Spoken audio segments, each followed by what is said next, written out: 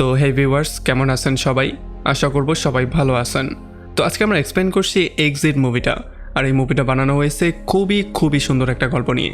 তো এই জন্য আমি বলবো ভিডিওটা শেষ পর্যন্ত দেখার জন্য, আর নয়তো বা অনেক কিছুই মিস করে ফেলবেন। তো চলুন কথা না বাড়িয়ে শুরু করি আজকের ভিডিও। তো এই গল্পের শুরুতে আমরা দেখতে পারি ইয়ং নামের একটা ছেলেকে, যে কিনা খুবই ভালো একজন রক ক্লাইম্বার ছিল। তবে যেহেতু পড়ালেখা শেষ করেও সে কোনোভাবে একটা চাকরি জোগাড় করতে পারেনি, এই জন্য ফ্যামিলিতে তাকে খুব বেশি একটা ইজ্জত দেওয়া হতো না। সে সবসময় তার সময়গুলো পার্কেই পাস করত। এখানে সে সবসময় ট্রেনিং করত। তবে এখানে যেই মানুষগুলো তাকে দেখত, তাদের সবারই মনে হতো ইয়ান তার সময়গুলোকে নষ্ট করছে। এমনকি ইয়নকে তার ছোট ভাগ্নে জুহু পর্যন্ত সম্মান দিত না। যাই হোক, এরপরে পরদিন রাতের বেলায় যখন ইয়ান বাসায় থালাবাটি পরিষ্কার করছিল, তখন অন্যদিকে তার বাবা মা রিমোট নিয়ে ঝগড়া শুরু করে দিয়েছিল। তারা সেখানে প্রায় মারামারি করতেই বসে গিয়েছিল। তবে তখনই এখানে ইয়নের বোন জুং ইয়ন আসে, যে কিনা ইয়নের এই বেকারত্বের জন্য প্রচণ্ড বিরক্ত হয়েছিল, কারণ এত কথা তার আর হজম হচ্ছিল না। তার বোন তাকে উল্টা পাল্টা অনেক কিছু বলে আর তাকে পেটানোও শুরু করে। তবে এরপর সে ফাইনালি বলে যে আজকে মায়ের 70তম জন্মদিন, সো প্লিজ দ্রুত রেডি হয়ে নাও, যাতে করে আমরা একটা পার্টি করতে পারি। তবে যখন ইয়ন তার বোনকে ঘর থেকে বের করে দিয়ে আয়নার সামনে দাঁড়িয়ে নিজেকে দেখছিল, তখন তার মনে পড়ে তার পুরনো সেই স্মৃতিগুলো, যখন সে রক ক্লাইম্বিং করত। সেখানে তার সঙ্গে খুবই সুন্দর একটা মেয়ে ছিল, যার নাম ছিল ইউ। আসলে সেই সময় ইয়ন ইউকে খুবই পছন্দ করত, তবে সে কখনো তাকে এটা বলতে পারেনি। তো এরপরে ইয়নের পুরো ফ্যামিলি গাড়িতে করে চলে আসে তার মায়ের বার্থডে পালন করার জন্য। তারা ক্লাউড গার্ডেন নামের একটা রেস্টুরেন্টে চলে আসে। আর এখানে যখন ইয়ন তার আত্মীয় স্বজনের সাথে মিট করে, তখন সবার মুখে একটাই কোয়েশ্চেন ছিল যে তোমার চাকরির কি অবস্থা, তুমি এখন পর্যন্ত বেকার কেন বসে আসো। তবে তখন ইয়ান সবার সামনে একটু ভাব নিয়ে বলে দিয়েছিল যে আমি হচ্ছে গিয়ে রাজারা কি কখনো চাকরি করে নাকি? আমি শুধু ঘুরবো ফিরবো, খাবো দাবো, ঘুমাবো, এটাই হচ্ছে আমার কাজ। যাই হোক, এরপরে যখনই পার্টিটা শুরু হতে যাচ্ছিল, তখনই সে দেখতে পারে এই পার্টির মধ্যে ইউ আছে। আসলে ইউই এই হোটেলেই কাজ করে। এই জন্য যখন তারা একে অন্যকে দেখতে পারে, তখন তারা দুজন একটু সাইডে চলে যায় কথাবার্তা বলার জন্য। আর এখানে কথাবার্তার মধ্যে জানা যায় যে ইউই হচ্ছে গিয়ে এই হোটেলের অ্যাসিস্ট্যান্ট ম্যানেজার। আর যখন ইউই ইয়নকে জিজ্ঞেস করে যে সে কী করে, তখন ইয়ন একটা বিশাল বড় মিথ্যা বলে দেয়। সে বলে দেয় যে আমি তো খুবই সফল একজন মানুষ, আমি তো একটা বিশাল বড় কোম্পানির ডিরেক্টর। তবে তার এই চাপাটা ইউই খুব সহজেই ধরে ফেলে, কারণ তার বিশ্বাসই হয় না যে সে এত বড় কিছু হয়ে গেছে। তো এরপরে ইয়ন তাকে স্মরণ করিয়ে দেয় তাদের প্রথম দেখার কথা। যখন তারা প্রথমেই মিট করেছিল, তখন ইয়ন ইউইকে ডেটের জন্য অফার দিয়েছিল, তবে ইউই তাকে সরাসরি না করে দিয়েছিল। এখন বর্তমানে ইয়ন তাকে বলে যে কোনো সমস্যা নেই, তুমি আমাকে না করে দিয়েছিলে, আমার মন ব্রেক করে দিয়েছিলে, এতে আমার কিছুই যায় আসে না, কারণ এখন আমি খুবই সফল একজন মানুষ। তোমার আসা যাওয়া বা জীবনে কোনো মেয়ে না থাকলেও আমার এতে কিছু যায় আসে না। তবে যখন সে এগুলো বলছিল, তখন ইউই এই ব্যাপারটাকেও ধরে ফেলে যে সে এইবারও মিথ্যা কথা বলছে। এই জন্য সে হাসা শুরু করে। আর এদিকে হোটেলের মধ্যে পার্টি তখনও চলছিল। আর এই জন্য ইয়ানকে বাধ্য হয়েই তার বিভিন্ন ফ্যামিলি মেম্বারদের সাথে মিট করতে হচ্ছিল, যারা কিনা বারবার করে একটা কোয়েশ্চেনই করছিল। তবে যাই হোক, যখন হোটেলে পার্টি চলছিল, তখন রাস্তায় আমরা দেখতে পারি একটা ট্রাক কিছু ট্যাঙ্ক নিয়ে কোথায় যেন যাচ্ছিল। একটা জায়গায় গিয়ে ড্রাইভার ট্রাকটাকে ব্রেক করে ট্রাক থেকে নেমে ট্রাকের কিছু মুখ ওপেন করে দেয়। আর তখন আমরা দেখতে পারি এই ট্যাঙ্কগুলো থেকে বিষাক্ত ধোঁয়া বেরোনো শুরু করে। আস্তে আস্তে করে এই গ্যাসগুলো পুরো শহরের মধ্যে ছড়িয়ে পড়ে। আর একটু পরেই মানুষ বুঝতে পারে যে এই গ্যাস নর্মাল কোনো গ্যাস না, এগুলো হচ্ছে গিয়ে খুবই বিষাক্ত আর জীবননাশক একটা গ্যাস। কারণ যেই এই গ্যাসের সংস্পর্শে আসছিল, সেই মাটিতে পড়ে যাচ্ছিল। এই জন্য এখানে একটা হইহুল্লোড় শুরু হয়ে যায়, যে যার জীবন নিয়ে পালানোর জন্য পাগলের মতো হয়ে যায়। আর তখন এদিকে ক্লাউড গার্ডেনে যখন পার্টি শেষ হয়ে যায়, তখন ইয়ানের সমস্ত আত্মীয় স্বজন যেই খাবারগুলো বেঁচে গিয়েছিল সেগুলোকে প্যাক করা শুরু করে। আর এই ব্যাপারগুলোর জন্য ইয়ান প্রচণ্ড লজ্জিত হয়। সে একেবারে মাথা হেড করে সেখানে বসেছিল। আর তখন ইউই তার ফ্রেন্ডের সাহায্যে ইয়নের সমস্ত সত্যিটা বের করে ফেলে। ইয়ন যে আসলে কত বড় বড় মিথ্যা কথা বলতে পারে, সেই ব্যাপারটা সে বের করে ফেলে। তবে তখনই আমরা দেখতে পারি একটা রোড অ্যাক্সিডেন্টের জন্য একটা বিশাল বড় গ্যাসের সিলিন্ডার জানালা ফুটো করে হোটেলের মধ্যে চলে আসে। এটা দেখার পরে সবাই প্রচণ্ড ভয় পেয়ে যায়। এই জন্য সবাই দৌড়ে বাইরে ভাগা শুরু করে। তবে যখন তারা বাইরের অবস্থা দেখতে পারে, তখন তারা বুঝতে পারে যে ভাই ভেতরেই তো ভালো ছিলাম। এই জন্য তারা দৌড়ে আবারও ভেতরে যাওয়া শুরু করে। তবে যখনই তারা যাচ্ছিল, তখন ইয়নের ভাতিজা জিহো এসে তাকে তার মা সম্পর্কে বলা শুরু করে। আসলে তার মা দৌড়ে একটা গাড়ির মধ্যে উঠে গিয়েছিল, আর এখন সে তাকেও ডাকছে। আর এটা দেখার পরে ইয়ন তার বোনকে বলে হোটেলের মধ্যে ব্যাক করার জন্য। তবে যখনই তার বোন গাড়ি থেকে বাইরে আসে, তখনই সেই গ্যাসগুলো তাকে চারপাশ দিয়ে ঘিরে ধরে। এই জন্য সে মাটিতে লুটিয়ে পড়ে। আর ইয়ন কোনো রকমে তার বোনকে সেখান থেকে বের করে হোটেলের মধ্যে কোলে করে নিয়ে আসে। তবে তখন সে দেখতে পারে তার বোনের অবস্থা খুবই খারাপ, কারণ সে এখন নিঃশ্বাস পর্যন্ত নিতে পারছিল না। আর যখন তাকে পানি টানি খাইয়ে ঠিক করানোর ট্রাই করা হয়, তখন তারা দেখতে পারে তার মুখগুলো পুড়ে যাওয়ার মতো হয়ে গেছে, যেন আগুন দিয়ে কেউ তাকে ছ্যাঁকা দিয়েছে। আর এরপরে যখনই ইয়ন আর ইউই জানলা দিয়ে বাইরে তাকায়, তখন তারা দেখতে পারে গ্যাসগুলো আস্তে আস্তে উপরের দিকে উঠছে। এটা দেখার পরে তারা প্রচণ্ড ভয় পেয়ে যায়। এই জন্য ইয়ন তাদের সবাইকে বলে দ্রুত এখান থেকে ছাদে যাওয়ার জন্য। যদিও প্রথমে ইয়নের কথায় কেউই দাম দিচ্ছিল না, কেউ উপরে যাওয়ার জন্য রেডিই ছিল না। তবে একটু পরে তাদের ফোনের মধ্যে একটা মেসেজ চলে আসে, যেখানে তাদেরকে ছাদের উপরে যেতে বলা হয়। আর এই জন্য তারা সবাই দৌড়ে ছাদের উপরে ওঠা শুরু করে। আর যখন অনেক কষ্টে তারা সবাই ছাদে চলে আসে, তখন তারা দেখতে পারে ছাদের দরজাটা তো লক করা, এটার চাবি তো এখন নিচতলায় পড়ে আছে। আর এই জন্য এখন না তারা ছাদে যেতে পারবে, না তাদের জীবনটা সেভ করতে পারবে, কারণ নিচতলা এখন পুরোটা গ্যাসে ভরে গেছে। সো সেখান থেকে চাবিটা আনা পুরোপুরি ইম্পসিবল। তবে তখন ইউই তাদের সবাইকে বলে যে এই ছাদের দ্বিতীয় একটা চাবিও থাকার কথা, সেটা হয়তোবা অন্য কোনো রুমে পড়ে আছে। প্রত্যেকটা রুম সার্চ করো, কোনো না কোনো রুমে তো আমরা এটা পেয়েই যাব। আর এরপরে যখনই তারা চাবি খুঁজতে যায়, তখনই তাদের নজর পড়ে টিভিতে একটা খবরের উপরে। তারা দেখতে পারে এখানে এই গ্যাস সম্পর্কে বলা হচ্ছে যে এই গ্যাসটা পুরো শহরের মধ্যে ছড়িয়ে গেছে, সবাইকে সাবধানে থাকার জন্য। কারণ এই গ্যাসের না কোনো ওষুধ আছে, না এখন পর্যন্ত ডাক্তাররা বুঝতে পারছে এটা কিসের গ্যাস। তবে হ্যাঁ, যদি একটা প্রপার মাস্কের ইউজ করা যায়, তাহলে হয়তোবা তারা নিজেদেরকে 15 মিনিটের জন্য সেভ করলেও করতে পারে। আর তাছাড়া সরকার খুব বেশি মানুষকে বাঁচানোর জন্য হেলিকপ্টারের মাধ্যমে রেস্কিউ মিশনও চালাচ্ছে। আর এই জন্য এই খবরটা দেখার পরে প্রত্যেকে চাবির সঙ্গে সঙ্গে মাস্কও খোঁজা শুরু করে। তবে তখনই ইয়নের মাথায় একটা বুদ্ধি আসে যে তারা এই ছাদের দরজাটা তো ওই পাশ থেকেও চাইলে খুলতে পারে। আর এইটার জন্য সে তার রক ক্লাইম্বিংয়ের অভিজ্ঞতাটাকে ইউজ করতে পারে। এই জন্য সে প্রথমেই ইউকে বলে একটা রশি জোগাড় করার জন্য। আর এরপর সে এখানের একটা কাঁচ ভেঙে ফেলে। আর এই কাঁচ ভাঙার শব্দ শুনতে পেয়ে ইয়নের সমস্ত আত্মীয় স্বজন এখানে চলে আসে। তারা বারবার করে ইয়নকে থামানোর ট্রাই করে, তবে ইয়ন কারো কোনো কথা শুনবে না। সে তাদের কথা পাত্তাই না দিয়ে সে লাফ দিয়ে চলে যায় অন্য একটা বিল্ডিংয়ে। আর তখন ইউও ব্যাপারটা বুঝতে পারে যে ইয়নের জন্য ব্যাপারটা খুবই ডিফিকাল্ট হচ্ছে, আর এমনিতেও সে কারো কথা শোনার মতো না।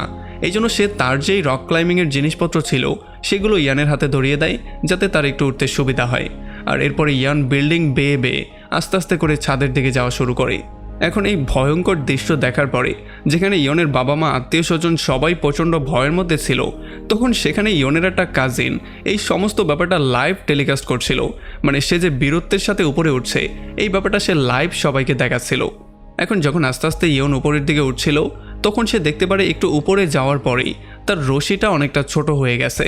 মানে এখন যদি সে মাজায় রশিটা লাগিয়ে রাখে, তাহলে সে আর উপরে উঠতে পারবে না। এই জন্য সে রশিটাকে সেখানেই ছেড়ে দেয়। আর এরপরে আস্তে আস্তে করে উপরে যাওয়া শুরু করে। যদিও সে এটা খুব ভালো করে জানতো যে এখন সামান্যতম একটা ভুলের জন্য তার জীবনটা চলে যেতে পারে, তবে তবুও সে খুবই সিকিউরলি আস্তে আস্তে ওঠা শুরু করে।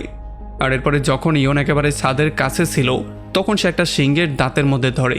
তবে একটু পরে সেই দাঁতটা ভেঙে যায়, এই জন্য ইয়নের একটা হাত ছুটে যায়। সে পড়েই যাওয়া শুরু করেছিল, তবে কোনো রকমে ইয়ন নিজেকে সেভ করে ফাইনালি ছাদে চলে আসে। আর এরপরে এখানে দরজাটা খুলে তার সমস্ত আত্মীয় স্বজনকে মধ্যে নিয়ে আসে। এখন তাদের সবার কাজ হচ্ছে চিল্লাচিল্লি করে বা যেই কোনো ওয়েতে হেলিকপ্টারের মনোযোগ তাদের দিকে আনা, তাহলেই তারা বাঁচতে পারবে। তবে তারা যতই চিল্লাচিল্লি করছিল, যতই যা করছিল, কোনোভাবেই হেলিকপ্টারের পাইলট তাদেরকে দেখতেই পাচ্ছিল না। তবে তখনই ইউয়ের মাথায় একটা বুদ্ধি আসে। সে সবাইকে বলে যে প্রত্যেকের মোবাইল বের করে মোবাইলের ফ্ল্যাশ অন করে উপরের দিকে সাহায্যের ইশারা করা শুরু করো। তবে তারা যখন ইশারা করছিল, তখনও পাইলট কোনোভাবেই দেখছিল না। আর তখন এদিকে আমরা দেখতে পারি পুলিশ অলরেডি সেই লোকটাকে ধরে ফেলেছে, যেই লোকটা এই গ্যাসটা ছড়িয়ে দিয়েছে। আসলে এই লোকটা ছিল একটা বায়োটেক কোম্পানির ডিরেক্টর। তবে তাকে জব থেকে বের করে দেওয়ার জন্য সে প্রচণ্ড রাগের মাথায় এসে এই গ্যাসটা বানিয়েছে আর পুরো শহরের মধ্যে ছড়িয়ে দিয়েছে। এখন অনেক চেষ্টা করার পরেও কোনোভাবেই তারা কোনো হেলিকপ্টারকে তাদের দিকে আনতে পারছিল না। এই জন্য তারা ফাইনালি তাদের প্ল্যানিং চেঞ্জ করে। তারা লাউড স্পিকারের মাধ্যমে চিৎকার করে করে ডাকা শুরু করে। তবে এত কিছু করার পরেও কোনো লাভ হয় না। তবে তখনই ইউইর মাথায় আরও একটা বুদ্ধি আসে। সে এখানের সাইনবোর্ডগুলোকে অন অফ করে করে হেলিকপ্টারের মনোযোগ তাদের দিকে আনার ট্রাই করে। আর ফাইনালি পাইলট এই ব্যাপারটা দেখতে পারে। এই জন্য সে হেলিকপ্টার নিয়ে ছাদের উপরে চলে আসে। আর হেলিকপ্টার থেকে সে একটা রেস্কিউ বক্স পাঠায়। আর বক্সটা আসার সঙ্গে সঙ্গেই সবাই দৌড়ে এটার মধ্যে ওঠা শুরু করে। তবে যতক্ষণে ইউই আর ইয়ন উঠত, তার আগেই সেটা ওভারলোড হয়ে যায়। আর এখানে যে লোকটা ছিল সে তাদের দুজনকে উঠতে দিচ্ছিল না। মানে ওভারলোড হওয়ার জন্য তারা আর কাউকেই নিতে পারবে না। তবে ইয়ন বারবার করেই বলছিল যে এই বেচারিকে তো নিয়ে যাও, সে হচ্ছে একজন মহিলা, সে এখানে কি করে থাকতে পারবে। তবে কোনোভাবেই সেই লোকটা কোনো কথা শুনছিল না, যার মানে আমরা বুঝতে পারি যে তাদের দুজনকে পরবর্তী হেলিকপ্টার আসার আগ পর্যন্ত এখানেই থেকে ওয়েট করতে হবে। তবে কিছুক্ষণ দাঁড়িয়ে থাকার পরেই তারা বুঝতে পারে যে যদি তারা এখানে দাঁড়িয়ে থাকে তাহলে তারা কোনোভাবেই বাঁচতে পারবে না। এই জন্য তারা পালিয়ে যাওয়ার সিদ্ধান্ত নেয়। আর এরপরে তারা প্রথমেই সমস্ত জিনিসপত্রগুলোকে এক জায়গায় করে, যেগুলো তাদের দরকার সেগুলোকে নিয়ে নিজেদেরকে পুরোপুরি কাভার করে দৌড়ে সেখান থেকে বাইরে বেরিয়ে চলে আসে। তারা অনেকক্ষণ দৌড়ানোর পরে একটা জিম কমপ্লেক্সের মধ্যে চলে আসে। এখানে একটু আরাম করার পরে তারা কিছু ডাম্বেলকে রশির সঙ্গে বেঁধে সেগুলোকে অন্য বিল্ডিংয়ের ছাদের উপরে মারা শুরু করে। এমন করে করে তারা একটা রাস্তা বানানোর ট্রাই করছিল। আর যখন ফাইনালি অনেকগুলো ডাম্বেল দিয়ে তারা একটা রাস্তার মতো বানিয়ে ফেলে, তখন ইউই খুবই সাহস নিয়ে বলে যে এই রাস্তাটা আমিই প্রথম ক্রস করব। তবে ইউইর ওজন হালকা হওয়া সত্ত্বেও কোনোভাবেই ডাম্বেলগুলো তার ভার নিতে পারছিল না। আস্তে আস্তে করে যখন সে সামনে আগাচ্ছিল তখন ডাম্বেলগুলো ছুটে যাচ্ছিল, আর একটা সময় তো সে নিচের দিকেই পড়ে যাওয়া শুরু করেছিল। তবে কোনো রকমে সে নিজেকে সেভ করে ফাইনালি এই বিল্ডিংয়ের এই পারে চলে আসে। তবে এরপরে যখনই ইয়ন আসার ট্রাই করে তখন সে দেখতে পারে যে গ্যাসগুলো সেই বিল্ডিংয়ের খুবই কাছে চলে এসেছে। এই জন্য সে ইউইকে বলে দ্রুত সেখান থেকে পালিয়ে যাওয়ার জন্য, আর নয়তোবা ইউই আর বাঁচবে না। আর এরপর সে নিজে পেছনে ব্যাক করে সেখান থেকে মাস্ক পরে নিজেকে প্রোটেকশন দিয়ে একটা ভারী ডাম্বেলের মাধ্যমে কোনো রকমে এটা পার করে ফেলে। আর তখন এদিকে আমরা দেখতে পারি হসপিটালে যেই সমস্ত মানুষরা এখন পর্যন্ত আহত হয়েছে তাদের সবার চিকিৎসা দেওয়া হচ্ছে। আর এতক্ষণে সরকার এই ব্যাপারটা বেরও করে ফেলেছে যে এই গ্যাসগুলোকে তো শুধুমাত্র পানির মাধ্যমেই আটকানো যেতে পারে। তবে এতক্ষণে এই গ্যাসগুলো এতটা জায়গা নিয়ে ছড়িয়ে গেছে যে যদি তারা পানি দিয়েও এটাকে থামাতে যায় তবুও অনেকটা সময় লেগে যাবে। আর তখন এদিকে ইয়নের বাবা জ্যাং তার ছেলেকে নিয়ে খুবই টেনশনের মধ্যে ছিল। এই জন্য সে বারবার করে সবাইকে কোয়েশ্চেন করছিল। যখন সে কোনো ফলাফল পাচ্ছিল না তখন সে নিজেই সিদ্ধান্ত নিয়েছিল সেখান থেকে বাইরে গিয়ে সে নিজেই তার ছেলেকে খুঁজে বের করবে। এই জন্য সে তার কিছু বন্ধুবান্ধবকে নিয়ে সেখান থেকে বাইরে বেরিয়ে চলে আসে। আর যখন তারা একেবারে শহরের বর্ডারে চলে আসে তখন তারা দেখতে পারে এখানে কিছু লোকজন ড্রোনের মাধ্যমে মানুষদেরকে খুঁজছে। এই জন্য সে তাদেরকে কিছু টাকা দিয়ে তাদেরকে বলে তার ছেলেকে খুঁজে বের করার জন্য। আর তখন এদিকে ইয়ন আর ইউই চলে আসে অন্য একটা ছাদে। এখানে আসার সঙ্গে সঙ্গে ইউই দেখতে পারে কিছু মানুষের পোস্টার। এগুলো দেখার পরে তার মাথায় একটা বুদ্ধি চলে আসে। এই জন্য সেই পোস্টারগুলোকে মাটিতে রেখে এটাকে দিয়ে এমন একটা ইলিউশন ক্রিয়েট করার ট্রাই করে যাতে করে পাইলট ওপর থেকে দেখে বুঝতে পারে যে এখানে অনেকগুলো মানুষ আটকা পড়েছে। কারণ পাইলট দুইজনকে বাঁচানোর জায়গায় যেখানে বেশি মানুষ আছে সেখানে যাওয়ার ট্রাই করবে, কারণ দুইজনকে বাঁচানোর চেয়ে 10 জনকে বাঁচানো উত্তম। তবে তখনই তাদের নজর পড়ে সামনে থাকা কিছু বাচ্চাদের উপরে, যারা কিনা সেখানে আটকা পড়েছিল আর তারা সবাই মিলে চিৎকার করছিল। তবে পাইলট এই কার্টুনগুলো দেখে বুঝতে পারে যে এখানে হয়তোবা অনেক মানুষ আটকা পড়েছে। এই জন্য পাইলট তাদেরকে সেভ করতে চলেও আসছিল। তবে তখন ইয়ন আর ইউই তাদের সেই কার্টুনগুলো দিয়ে একটা অ্যারো চিহ্ন সাজিয়ে বাচ্চাদের দিকে ইশারা করে দেয় যাতে করে পাইলট বাচ্চাদেরকে সেভ করে। আর সৌভাগ্যবশত পাইলট তাদের কথা খুব সহজেই বুঝতে পারে, এই জন্য সে গিয়ে বাচ্চাদেরকে সেভ করে ফেলে। এখন তাদের দুজনকে আবারও অপেক্ষা করতে হবে যতক্ষণ পর্যন্ত না আরও একটা হেলিকপ্টার আসছে। তবে দুর্ভাগ্যবশত তখনই পাশের একটা গ্যাস স্টেশনে ব্লাস্ট হয়ে যায়। আর এই ব্লাস্টের জন্য গ্যাসগুলো এখন খুব দ্রুত তাদের দিকে আসা শুরু করে দিয়েছে। এখন তাদের বাঁচতে হলে এর চেয়ে বড় কোনো বিল্ডিংয়ে যেতে হবে, এছাড়া তাদের কাছে অন্য কোনো অপশন নেই।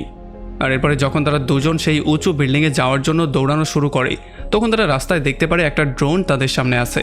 আসলে এই ড্রোনটার অন্য কোনো ড্রোন ছিল না, এটা ছিল তার বাবার পাঠানো সেই ড্রোনটা।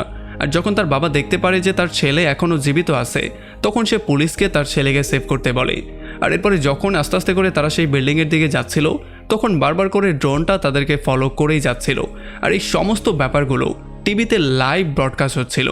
দেশের সবাই দেখতে পাচ্ছিল ইয়ন আর ইউই কীভাবে নিজেদের জীবনের ঝুঁকি নিয়ে এই গ্যাস থেকে বাঁচার জন্য সর্বোচ্চ চেষ্টা করছে। আর এরপরে ইয়ন আর ইউই কোনো রকমে একটা বিল্ডিংয়ের ছাদে তো চলে আসে, তবে তখনই ড্রোনের ব্যাটারিটা শেষ হয়ে যায়। এই জন্য ড্রোনটা মাটিতেই পড়ে যায়। আর এটার জন্য ইয়নের বাবা প্রচণ্ড টেনশনে চলে আসে। আর যখন ইয়নের মা দেখতে পারে তার ছেলে এত ভয়ঙ্কর অবস্থায় আছে তখন সে তো সেখানে বেহুশি হয়ে যায়। তবে যাই হোক, একটু পরে তার বাবা আরও কয়েকটা ড্রোন তাদের কাছে পাঠায়। আর এতগুলো ড্রোন দেখার পরে ইয়নের মাথায় একটা আইডিয়া চলে আসে। এই জন্য সে একটা ড্রোনকে প্রথমে তার কাছে ডাকে আর এরপর সেটার মধ্যে একটা রশি বেঁধে দিয়ে সে সেই ড্রোনটাকে সামনের বিল্ডিংয়ের সাথে গিয়ে এই রশিটাকে পেঁচিয়ে দেওয়ার জন্য বলে, যাতে করে এইটার মাধ্যমে তারা সামনের বিল্ডিংয়ে যেতে পারে। তবে এরপরে যখন তারা রশিটা দিয়ে যাওয়ার ট্রাই করে তখন মাঝপথে যাওয়ার পরেই তারা আটকা পড়ে যায়, কারণ রশিটা ঢালু ছিল না। এই জন্য তারা মাঝপথ পর্যন্তই যেতে পারে। আর তাছাড়া তাদের ভারের জন্য রশিটার অন্য সাইড থেকে পাইপ থেকে রশিটা খুলে যাচ্ছিল, যার মানে তারা যে কোনো সময় নিচের দিকে পড়তে পারে। তবে তখন ইউই তার মাথার ব্রেনটা ইউজ করে সে তাদের দুজনকে একসাথে বেঁধে রশিটার অন্য সাইড দিয়ে কেটে দেওয়ার ট্রাই করে, যাতে করে তারা ঝুলে হলেও কোনোভাবে ওই পাশে যেতে পারে। তবে দুর্ভাগ্যবশত রশিটা তার কাটার আগেই এখান থেকে ছুটে যায় আর তারা নিচের দিকে পড়ে যাওয়া শুরু করে। আর এই ভয়ঙ্কর পরিস্থিতি দেখার পরে সবাই প্রচণ্ড ভয়ের মধ্যে চলে আসে। যারাই এটাকে লাইভ দেখছিল তারা প্রচণ্ড ভয় পেয়ে যায়। তবে তখনই সেখানে একটা রেস্কিউ হেলিকপ্টার চলে আসে আর তারা দেখতে পারে ইয়ন আর ইউই এখনও কোনো রকমের জীবিত অবস্থায় একটা টাওয়ারের উপরে ঝুলে আসে। আর ফাইনালি এই জন্য তাদেরকে সেভ করে সেখান থেকে একটা প্লেসে নিয়ে আসা হয়। আর এখানে ইয়ন এত বড় ঝামেলার পরে ফাইনালি তার ফ্যামিলির সাথে মিট করে আর তার ফ্যামিলিও তাকে দেখার পরে খুবই হ্যাপি হয়ে যায়। আর এদিকে ইউইর ম্যানেজার এসে তাকে নিয়ে টেনশন করার একটা নাটক করে। তবে ইউই এই ব্যাপারটা খুব ভালো করেই জানতো যে এই শালা হচ্ছে একটা বিশাল বড় নাটকবাজ, এই জন্য সে তাকে একটা ঘুষি দিয়ে দেয়। আর একটু পরে ইয়ং চলে আসে ইউইকে তার ক্লাইম্বিং হুকটাকে ফেরত দেওয়ার জন্য। তবে তখন ইউই তাকে বলে যে আসলে আমি প্রচণ্ড ক্লান্ত হয়ে গেছি, এত ভারী জিনিস এখন আর আমি তুলতে পারবো না, তুমি এটা তোমার কাছেই রেখে দাও, আমি অন্য একটা সময় তোমার থেকে এটা নিয়ে নিব। যদিও প্রথমে ইয়ং এই ব্যাপারটার কিছুই বুঝতে পারে না, তবে একটু পরে সে এটা বুঝতে পারে যে ইউই তার সাথে আরও একবার মিট করতে চায়। আর এই জন্য সে একটু মুচকি হেসে দেয়। আর এমনই একটা ইন্টারেস্টিং পয়েন্টে এই পুরো মুভিটা এখানে শেষ হয়ে যায়। তো আমাকে কমেন্ট করে জানান কেমন লাগলো ভিডিও। যদি ভালো লাগে তাহলে অবশ্যই একটা লাইক করবেন। আর যদি এখনও আমাদের চ্যানেলটা সাবস্ক্রাইব করে না থাকেন তাহলে প্লিজ করে ফেলুন। তো আমাদের দেখা হবে অন্য কোনো ভিডিওতে অন্য কোনো একদিন। Till then, take care.